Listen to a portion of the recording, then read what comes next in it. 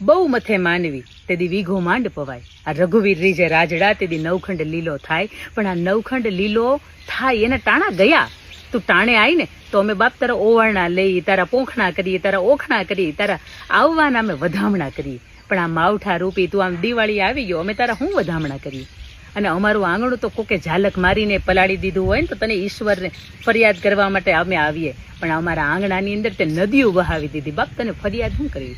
આ જગતનો તાત, આ ખેડૂત, એને કેટલાય માથે હજી કરજ બાકી છે, કેટલી લોનું ચૂકવવાની બાકી છે, એને કેટલી દીકરીઓના પ્રસંગ ઉકેલવાના બાકી છે, કેટલાય દીકરાને ભણાવવાના બાકી છે, કેટલાય મા બાપના ખાટલા આંગણે પડ્યા છે, અને કેટલાય હજી બેન દીકરીના મામેરા કરવાના બાકી છે. અને એની અંદર એને મનની અંદર એમ હતું કે 2, 5, 25, 50,000 કે લાખ 5 લાખની આ મોલાત થાહે. પણ એ મોલાત ને તે ધમરોળી નાખી છે. આ ઈશ્વર તને શું ફરિયાદ કરવી? આ ફરિયાદ જેવું તે કાંઈ બાકી નથી રાખ્યું. અને ખેડૂતની વ્યથા નથી કહ્યા જેવી કે નથી સહ્યા જેવી.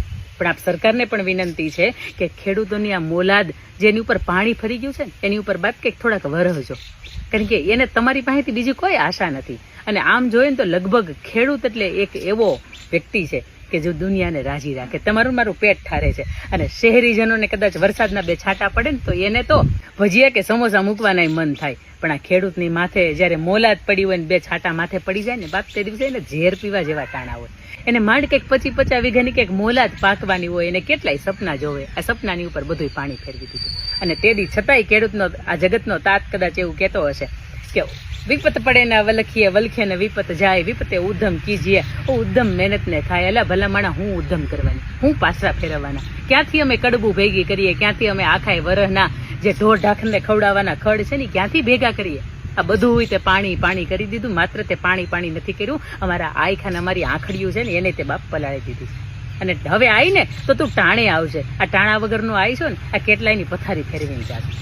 અને બાપ સરકારને પણ 2 હાથ જોડીને વિનંતી, આ ધારાસભ્યોને આસપાસ તમારા જે વિસ્તારોની અંદર જે આ પણ ઘટનાઓમાંથી જે ખેડૂતો પસાર થઈ રહ્યા છે ને એના બાપ ઘરે ઘરે જઈને જાજો, એને સાંત્વના આપજો. એને તમારા ખભાની અંદર સાંત્વનાની જરૂર છે. એ ફરીથી પાછો એ દાણો વાવવા માટે તૈયાર થઈ જાય. અને એ દાણો વાવતો તો ત્યારે એને ક્યાં ખબર હતી કે હાથમાં આવેલો મોઢાની અંદર આવેલો કોળિયો છે ને દૂર થઈને વયો જાય.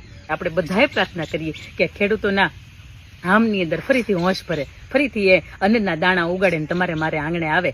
પણ ઈશ્વરને કહી એટલું કે હવે તું કોપાઈમાન નહીં થતો. હવે તું વરસાદને મોકલને તો ટાણે મોકલજે.